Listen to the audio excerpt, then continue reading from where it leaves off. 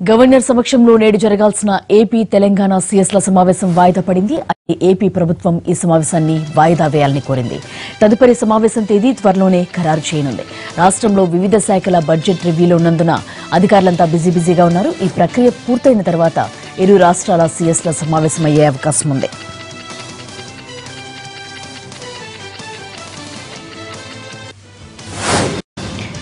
AP CM YS Jagan అన్ని శాఖలపై వరుసగా రివ్యూలు చేస్తున్నారు. నేడు పంచాయతీరాజ్ రూరల్ డెవలప్మెంట్ శాఖపై సీఎం జగన్ సమీక్ష చేయనున్నారాయన. నిన్న భవన నిర్మాణ శాఖ అధికారులతో భేటీ అయిన జగన్ పలు సూచనలు చేశారు. త్వరలో స్థానిక ఎన్నికలున్నందున ఈ శాఖపై సీఎం సమీక్ష ప్రాధాన్యత సంతరించుకుంది. గ్రామీణ ప్రాంతాల్లో అభివృద్ది వంటి అంశాలు చర్చకొచ్చే అవకాశం ఉంది.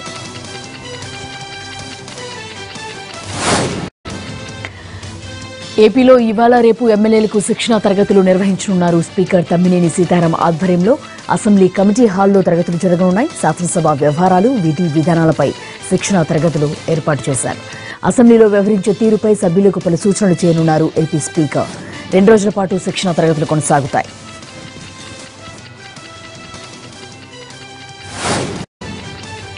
ఇరు తెలుగు రాష్ట్రాల మధ్య నెలకొన్న విభజన సమస్యల పరిష్కారానికి వడివడిగా అడుగులు పడుతున్నాయి. ఇద్దరు సీఎంల సమావేశం తర్వాత ఇరు రాష్ట్రాల ప్రధాన కార్యదర్శులు సమావేశమయ్యారు. తెలంగాణ, ఏపీ మధ్య అపరిష్కృతంగా ఉన్న సమస్యలపై చర్చించారు. ఇవాళ 2 రాష్ట్రాల నీటిపారుదల శాఖ అధికారులు హైదరాబాద్లోని జలసౌధలో సమావేశం కానున్నారు.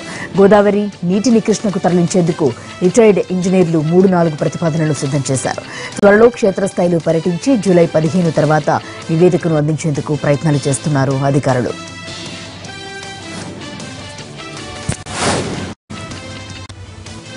తెలుగు తమ్ముళ్లలో కొత్త ఉత్సాహం నింపే ప్రయత్నం చేస్తున్నారు టీడీపీ అధినేత చంద్రబాబు. ఆలకుప్పంలో 2వ రోజు చంద్రబాబు పర్యటన కొనసాగనుంది. నిన్న కుప్పంలో పర్యటించిన ఆయన టీడీపీ కార్యకర్తల్ని కాపాడుకునే బాధ్యత తనపై ఉందని భరోసా ఇచ్చారు. టీడీపీ కార్యకర్తలపై వేధింపులు, దౌర్జన్యాలకు పాల్పడి అణగదొక్కాలని చూస్తే సహించబోమన్నారు. అక్రమ కేసులు ఎదుర్కోవడానికి ప్రత్యేక లీగల్ సెల్ ఏర్పాటు చేస్తున్నట్లు తెలిపారు చంద్రబాబు.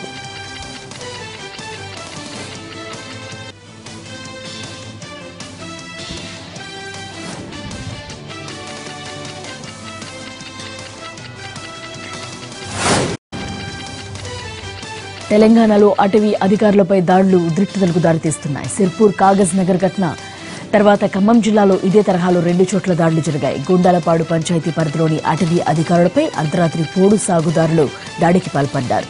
పోడు భూముల్లో ట్రాక్టర్లతో దున్నుతున్నారన్న సమాచారంతో అటవీ అధికారుల బృందం పరిశీలనకు వెళ్లింది. విషయం తెలుసుకున్న గ్రామస్తులు అధికారులపై కర్రలతో దాడులకు పాల్పడ్డారు. సెల్ ఫోన్లు లాక్కున్నారు. 3 గంటల పాటు అటవీ అధికారులను ఆదివాసులు తమ నిర్బంధంలో ఉంచుకున్నారు.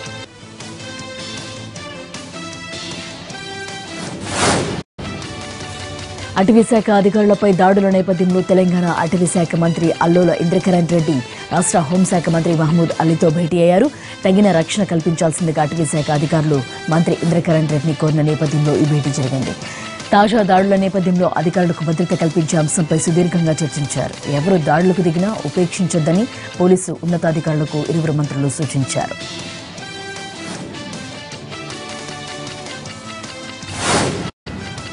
వరుస దాడుల నేపథ్యంలో మంత్రి ఇంద్రకరణ్ రెడ్డిని కలిశారు అటవీశాఖ ఉద్యోగ జేఏసీ నేతలు. నిందితులను శిక్షించేందుకు ఫాస్ట్ ట్రాక్ కోర్టులు ఏర్పాటు చేయాలని విజ్ఞప్తి చేశారు. దీనిపై స్పందించిన మంత్రి ప్రభుత్వం అండగా ఉంటుందని ఉద్యోగులకు హామీ ఇచ్చారు. దాడి ఘటన దురదృష్టకరమన్న ఆయన ప్రభుత్వం దీనిపై ఆగ్రహంగా ఉందని, అటవీశాఖ అధికారులు ఆత్మస్థైర్యం కోల్పోవద్దని భరోసా ఇచ్చారు. పోలీసుల సాయంతో రక్షణ కల్పిస్తామని హామీ ఇచ్చారు మంత్రి ఇంద్రకరణ్ రెడ్డి.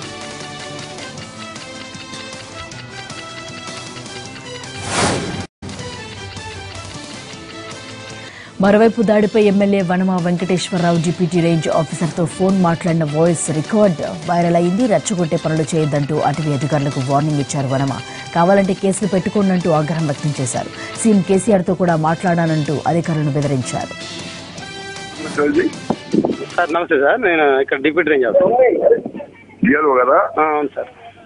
చూడండి సార్, ముఖ్యమంత్రి గారు మొన్న ఇంటికి ముందే పొద్దున్న స్టేట్మెంట్ ఇచ్చాను.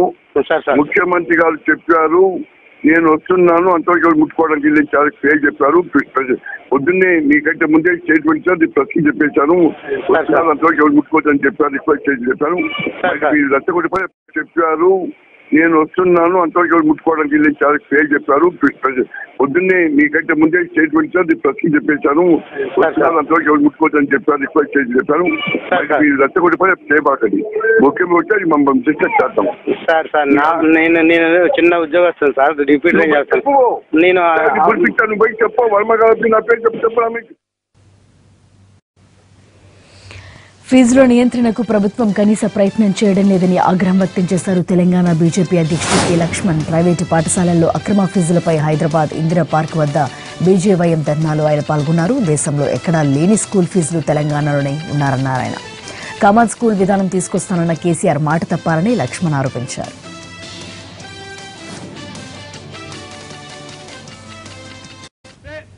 స్కూల్లో ఉండే ఫీజులు ఇవన్నీ కలిపితే 5% మించి లాభాలు గడించడానికి వీల్లేదు.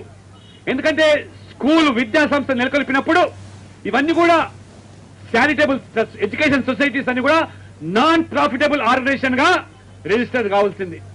అన్ని హంగులు ఆర్భాటాలు, ఇన్ఫ్రాస్ట్రక్చర్ లేదు, ఆట స్థలం లేదు, పార్కింగ్ స్థలం లేదు, టాయిలెట్స్ కూడా ఉండవు. కానీ పుస్తకాలు కూడా అక్కడే కొనుక్కోవాలి. 600 రూపాయలు పుస్తకాల ఖరీదు.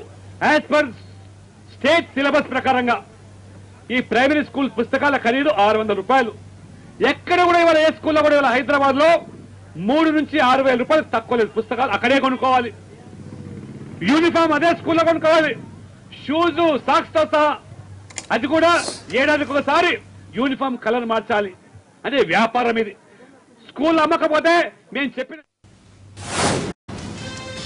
త్వరలో సొంతూరి బాట పట్టనున్నారు తెలంగాణ ముఖ్యమంత్రి కేసీఆర్. గతంలో ఎర్రవెల్లిని దత్తత తీసుకుని రాష్ట్రంలోని మోడల్ విలేజ్ గా తీర్చిదిద్దిన గులాబీ బాస్ ఇప్పుడు తాను పుట్టిన మెదక్ జిల్లాలోని చింతమడక గ్రామంపై దృష్టి పెట్టారు. ఈ ఊరిని అభివృద్ధి పదంలో సాగించేందుకు తీసుకోవాల్సిన చర్యలపై గ్రామస్తులతోనే చర్చించనున్నారు.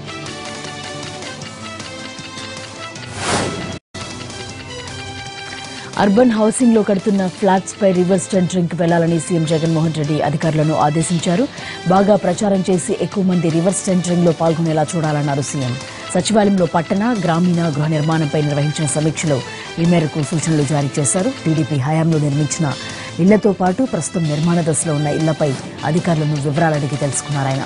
చంద్రబాబు సర్కార్ షీర్ వాల్ టెక్నాలజీ పేరుతో పేదలపై 3 లక్షల భారం వేసిందని సీఎం జగన్ అన్నారు. పాత టెండర్లను రద్దు చేసి కొత్తగా టెండర్లు పిలవాలని ఆదేశించారు. అయితే కాంట్రాక్టర్లను వేధించడం తమ ఉద్దేశం కాదన్న సీఎం ఎవరిపైనా తనకు కక్ష లేదని చెప్పుకొచ్చారు. ఉగాది నాటికల్లా ఇళ్ల స్థలాలు, పట్టాలు పంపిణీ పూర్తి చేయాలని అధికారులకు సూచించారు ఆయన. ప్రతి లబ్ధిదారునికి 1.5 సెంటు చొప్పున పంపిణీ చేయాలన్నారు. లబ్ధిదారుల ఎంపికలో ఎవరైనా తప్పులు చేస్తే కఠిన చర్యలు తీసుకుంటామని హెచ్చరించారు సీఎం జగన్.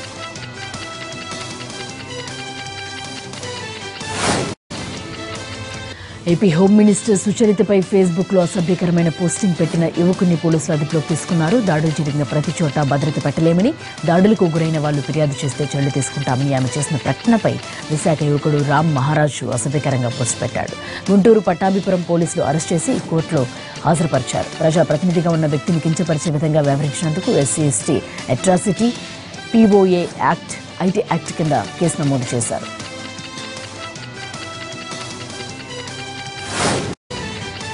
భద్రతా కుదింపుపై మాజీ ముఖ్యమంత్రి చంద్రబాబు దాఖలు చేసిన పిటిషన్పై హైకోర్టులో వాదనలు ముగిశాయి. చంద్రబాబుకు ఇవ్వాల్సిన భద్రత కంటే ఎక్కువే ఇస్తున్నామని కోర్టుకు తెలిపారు ఏజీ. అయితే మావోయిస్టులు, రెడ్ శాండల్ స్మగ్లర్స్ నుంచి చంద్రబాబుకు ప్రాణహాని ఉందని భద్రతను పునరుద్ధరించాలని కోరారు చంద్రబాబు తరపు న్యాయవాది. వాదనలు విన్న హైకోర్టు చంద్రబాబుకు ఎంత సెక్యూరిటీ ఇస్తున్నారో వివరాలతో కౌంటర్ అఫిడవిట్ ఫైల్ చేయాలంటూ కేసును వచ్చే నెల 9కి వాయిదా వేసింది.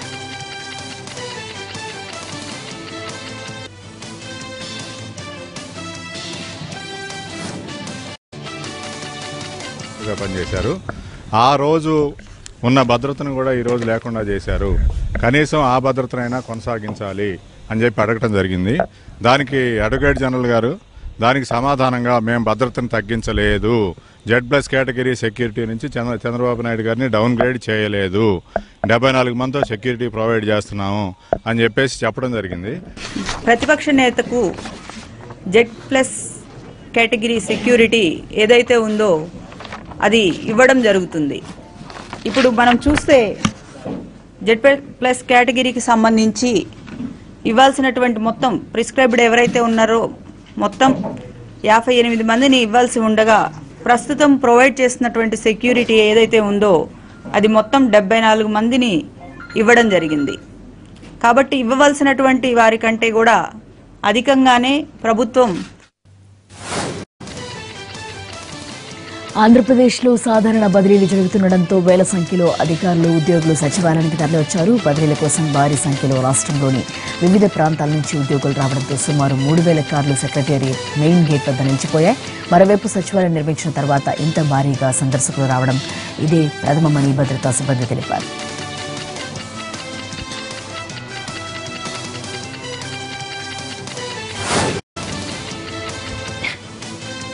ప్రభుత్వ ఉద్యోగాన్ని దైవంగా భావిస్తూ సేవలందించే వాళ్ళు ఇంకా ఉన్నారని అప్పుడప్పుడు చోటు చేసుకునే ఇలాంటి సంఘటనలు చూస్తే అనిపిస్తూ ఉంటుంది.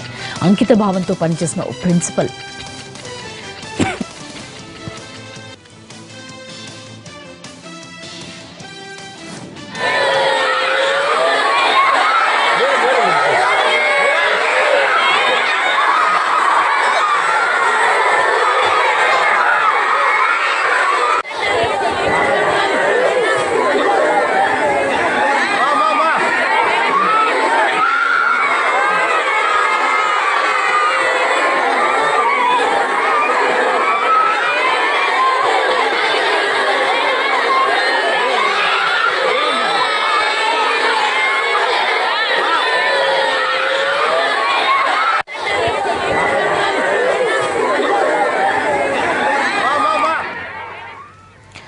ప్రభుత్వ ఉద్యోగాన్ని దైవంగా భావిస్తూ సేవలందించే వాళ్ళు ఇంకా ఉన్నారని అప్పుడప్పుడు చోటు చేసుకున్న ఇలాంటి సంఘటనలు చూస్తూ అనిపిస్తూ ఉంటుంది. అంకిత భావంతో పనిచేసిన ఓ ప్రిన్సిపల్ తమ పాఠశాల నుంచి బదిలీ కావటాన్ని జీర్ణించుకోలేని విద్యార్థులు కంటతడి పెట్టారు. ప్రిన్సిపల్ సూర్యకుమార్ని వెళ్లనివ్వకుండా విద్యార్థులు కన్నీళ్లు పెట్టుకుంటూ అడ్డుకున్నారు. విద్యార్థులతో పాటు తోటి ఉపాధ్యాయులు కూడా కంటతడి పెట్టడంతో ఈ అభిమానాన్ని తట్టుకోలేక సూర్యకుమారి కూడా కన్నీరు పెట్టుకున్నారు.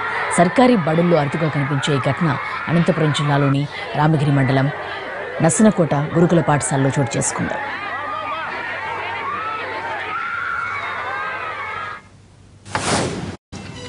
తమకు న్యాయం జరిగే వరకు పచ్చి మంచినీళ్లు ముట్టుకోను, అవసరమైతే చావటానికైనా సిద్దమేనంటూ సత్తెనపల్లికి చెందిన ఓ వ్యక్తి గుంటూరులో ఆందోళనకు దిగాడు. మాజీ స్పీకర్ కుమారుడు శివరాంకు తనకు 11 లక్షలు బాకీ ఉన్నాడని 2 సంవత్సరాలుగా ఎన్నిసార్లు అడిగినా ఇవ్వడం లేదంటూ బాధితుడు ఆందోళన చేపట్టాడు. పోలీసులకు ఫిర్యాదు చేసినా ఫలితం లేకుండా పోయిందని ఆవేదన వ్యక్తం చేశాడు బాధితుడు శ్రీనివాస్.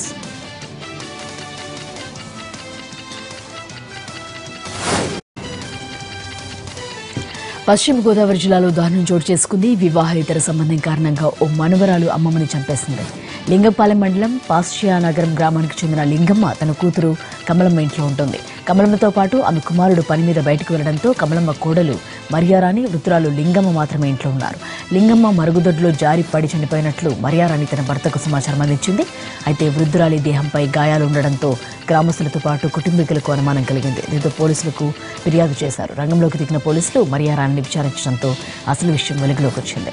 తన భర్త తాగుడికి బానిస కావడంతో అదే గ్రామానికి చెందిన మరో యువకుడితో వివాహేతర సంబంధం పెట్టుకున్నట్లు విచారణలో వెల్లడించింది. తన ప్రియుడితో ఫోన్లో మాట్లాడుతూ ఉండగా మరియమ్మ వినడంతో విషయం ఎక్కడ బయటకు పొక్కుతుందో అని రోకలి బండతో మోదీ హత్య చేసినట్లు ఒప్పుకుంది మరియమ్మ.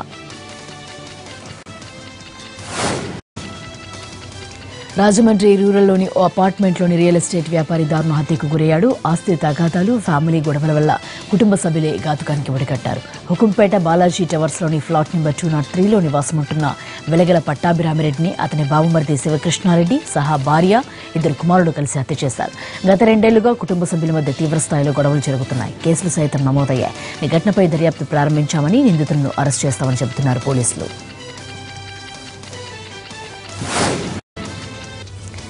పశ్చిమ గోదావరి జిల్లా జంగారెడ్డిగూడెంలో అనుమానాస్పద స్థితిలో ఓ విద్యార్థి చనిపోయాడు. ఇంటర్ చదువుతున్న హర్ష స్నేహితులతో కలిసి ఓ జలాశయం వద్దకు పిక్నిక్కి వెళ్లాడు. అయితే అక్కడ ఏమైందో ఏమో కానీ హర్ష శవమై కనిపించాడు. ఒంటిపైన గాయాలున్నాయని చెబుతున్నారు. స్నేహితులే కొట్టి డ్యాంలోకి తోసేసుంటారని అనుమానం వ్యక్తం చేస్తున్నారు. జంగారెడ్డిగూడెం బోసుబొమ్మ సెంటర్లో హర్ష శవంతో రాస్తారోకో నిర్వహించారు.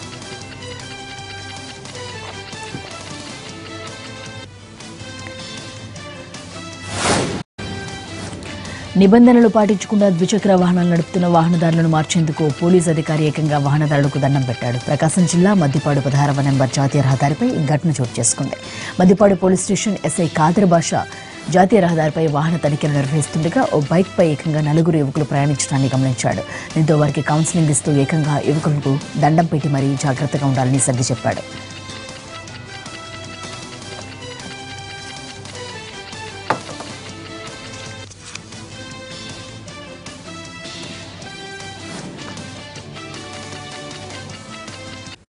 తూర్పుగోదావరి జిల్లా అంతర్వేదిలో ONGC gas pipeline leakage కలకలం రేపింది. సఖినేటిపల్లి మండలం మోరీ గ్రామ పరిధిలోని ఓఎన్జీసీ పైప్ లైన్ లీక్ కావడంతో ప్రజలు ఆందోళన చెందారు. సకాలంలో సంబంధిత అధికారులు స్పందించి గ్యాస్ లీకేజ్ నిలిపివేయడంతో స్థానికులు పట్టించుకున్నారు. వారం రోజుల్లో గ్యాస్ లీక్ కావడం ఇది 3వ వరుస సంఘటనలతో ప్రజలు భయభ్రాంతులకు గురవుతున్నారు. ఇప్పటికైనా పాత పైప్ లైన్లు తొలగించి కొత్త పైప్ లైన్స్ వేయాలని డిమాండ్ చేస్తున్నారు స్థానికులు.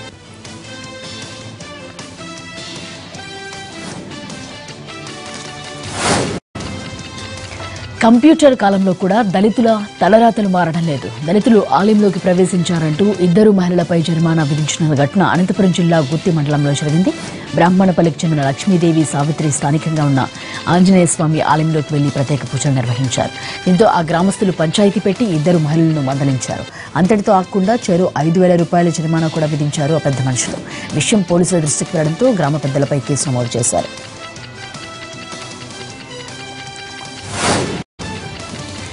కార్పొరేట్ ప్రైవేట్ పాఠశాలల్లో ఫీజు నియంత్రణ చట్టాన్ని అమలు చేయాలని డిమాండ్ చేస్తూ కడప ఆర్జేడీ ఆఫీస్ ముందు నిరసన తెలిపాయి విద్యార్థి సంఘాలు. విద్యా హక్కు చట్టాన్ని అమలు చేయాలంటూ పెద్ద ఎత్తున నినాదాలు చేశారు. విద్యా హక్కు చట్టాన్ని పటిష్టంగా అమలు చేసి ఫీజు దోపిడీని అరికట్టాలని డిమాండ్ చేశారు. ఆర్జేడీ కార్యాలయంలోకి విద్యార్థులు చొచ్చుకెళ్లేందుకు ప్రయత్నించగా పోలీసులు అడ్డుకున్నారు.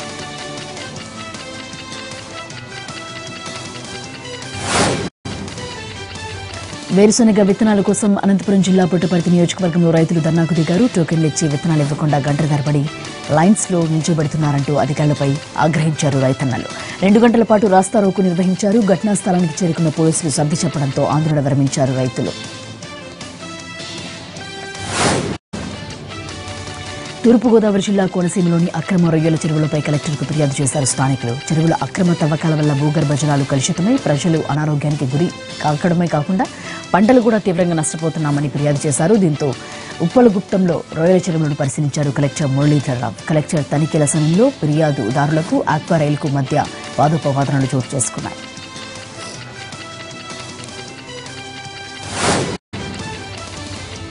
నెల్లూరు జిల్లా చేచర్ల మండలం ఏటూరు గ్రామం వద్ద మద్యం లారీ బోల్తా పడింది. ఘటనలో సుమారు 4 లక్షల విలువైన మద్యం సీసాలు నేలపాలయ్యాయి.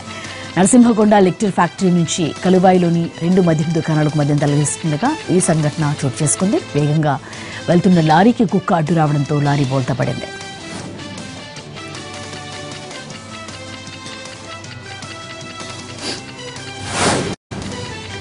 తూర్పుగోదావరి జిల్లా ముమ్మిడివరంలో రోడ్డు ప్రమాదం జరిగింది. ఆటోను లారీ ఢీకొట్టింది. ప్రమాదంలో ఆటోలో ఉన్న 8 మందికి తీవ్ర గాయాలయ్యాయి. సమయానికి అటుగా వెళ్తున్న అమలాపురం ఆర్టీఓ వారిని ఆసుపత్రికి తరలించారు. అందులో 4 పరిస్థితి విషమంగా ఉంది. ఆటో యానం నుంచి అమలాపురం వెళ్తుండగా ఈ ఘటన జరిగింది.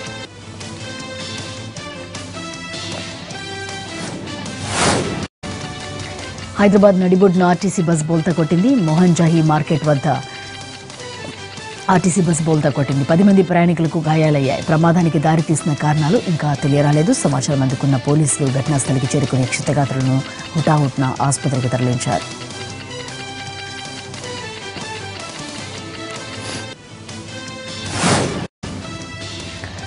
శంషాబాద్ ఎయిర్పోర్ట్లోకి ఓ వ్యక్తి కత్తితో వెళ్లడంతో కలకలం రేగింది. గోల్కొండకు చెందిన ఎయిర్పోర్ట్ ఉద్యోగి దగ్గర కత్తి దొరికింది. దీంతో అప్రమత్తమైన సిబ్బంది ఉద్యోగిని పట్టుకుని పోలీసులకు అప్పగించారు. అతన్ని పోలీసులు విచారిస్తున్నారు.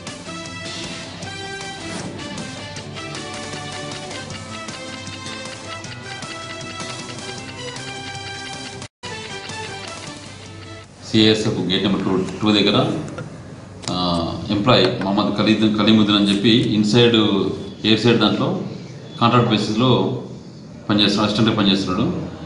సిఐఎస్ఎఫ్ రొటీన్ ఎంప్లాయీ చెకింగ్లో భాగంగా ఆ స్కానింగ్లో బ్యాగ్లో 2 నైఫ్స్ వాళ్ళు డిటెక్ట్ చేయడం జరిగింది. ఇమ్మీడియట్గా వాళ్ళు ఆ విషయాన్ని మనకు కంప్లైంట్ ఇచ్చారు. దాని మీద ఆర్మ్స్ యాక్ట్ కింద కేసు నమోదు చేసుకుని దర్యాప్తు చేస్తున్నాం. హైదరాబాద్ నాచారం ఇండస్ట్రియల్ ఏరియాలోని జీవీకే పరిశ్రమలో భారీ అగ్ని ప్రమాదం జరిగింది. ఈ ఘటనలో ఓ వ్యక్తి చనిపోగా 5గురికి తీవ్ర గాయాలయ్యాయి. అయితే యాజమాన్యం మాత్రం అటువంటిది ఏమీ జరగలేదని బుకాయిస్తోంది. ఫైర్ ఇంజన్ కూడా లోపలికి వెళ్లకుండా అడ్డుకున్నారు సెక్యూరిటీ గార్డులు. దీంతో చేసేదేమీ లేక ఫైర్ ఇంజన్ వెనక్కి వెళ్లిపోయింది.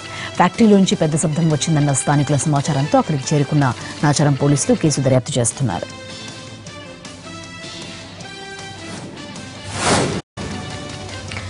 హైదరాబాద్లోని టోలీ చౌకీ ఫ్లైఓవర్ నిర్మాణంలో అపశృతి జరిగింది. భారీ క్రేన్ రోడ్డుకు అడ్డంగా పడిపోయింది. క్రేన్ డ్రైవర్ అక్కడికక్కడే చనిపోగా మరో వర్కర్ హాస్పిటల్లో చికిత్స పొందుతూ మరణించాడు. దీంతో Mehdipatnam Gachibowli road traffic jam అయింది. క్రేన్ తొలగించేందుకు ఉదయం నుంచి ప్రయత్నాలు చేస్తున్నారు. ఈ క్రేన్ తీయాలంటే మరొక పెద్ద క్రేన్ తీసుకురావాల్సి ఉంటుంది. అలాంటి క్రేన్ ప్రస్తుతానికి హైదరాబాద్లో అందుబాటులో లేదని అధికారులు చెబుతున్నారు.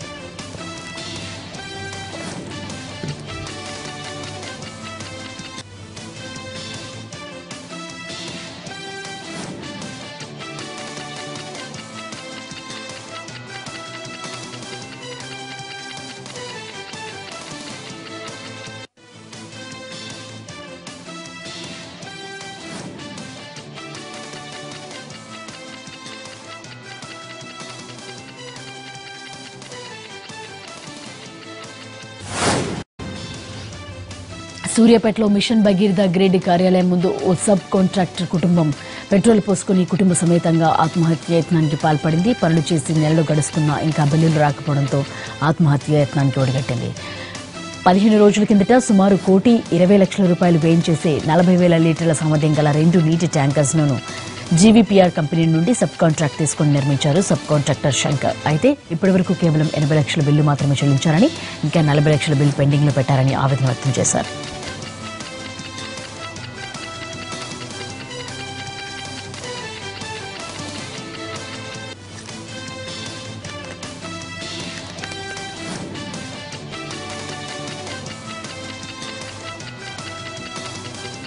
చేస్తుంటే బిల్లు అనంతరం కృష్ణమూర్గూడల్లో 2 ట్యాంకులు నిర్మించిన సార్ 1,26 లక్షలు నిర్మించినాం. మాకు 80 లక్షలు పని చేస్తుంటే బిల్లు వేసుకుంటూ వచ్చారు సార్ 80 లక్షల దాకా. అయితే లాస్ట్ వీక్లో సార్ ఒత్తిడి అయిందని గవర్నమెంట్ బిల్లులు ఇవ్వకపోతే ఒత్తిడి చేస్తుంది, కేసీఆర్ గారు ఒత్తిడి చేస్తారు, మీరు నిర్మించండి మీకు డబ్బులు చెల్లిస్తామని సైట్లో ఉన్న ఇంజనీరు మన డి గారు కూడా అందరూ బిల్లులు ఇస్తామని చెప్పారు సార్. ఆ నిర్మించేటప్పుడు వీళ్ళు ఇవ్వకుండా మేము నిర్మించాం సార్. అయితే ఆ నిర్మించినాక ఎంబీ కాపీలు తీసుకుపోయి జీపీఆర్ కంపెనీ కాడికి పోయినా సార్. ఆ జీపీఆర్ కంపెనీ కాడికి పోతే ఆ ఎవిడెన్స్ మొత్తం చూపిస్తే ఇలా రాంగ్ ఉన్నాయి, అక్కడ ఉన్న ఇంజనీర్లు తాయి రాసిరు, గవర్నమెంట్ వాళ్ళు తాయి రాసిరు, ఇంజనీర్లు తాయి రాసిరు, ఆ ఎంబీ కాపీలు చెల్లవని అడిగింది సార్. అయితే ఏమంటే మళ్ళీ డి గారి కాడికి వచ్చి డి గారు కూడా ఎవిడెన్స్ అడిగినాం, సమాచారం చట్టం కింద పెడితే ఎవిడెన్స్ ఇచ్చిండు. ఇచ్చినాక కూడా ఈ కరెక్ట్ సమాధానం రాకుంటే కలెక్టర్ కాడికి పోయి కూడా లెటర్ రాపించుకొచ్చి ఈ గారు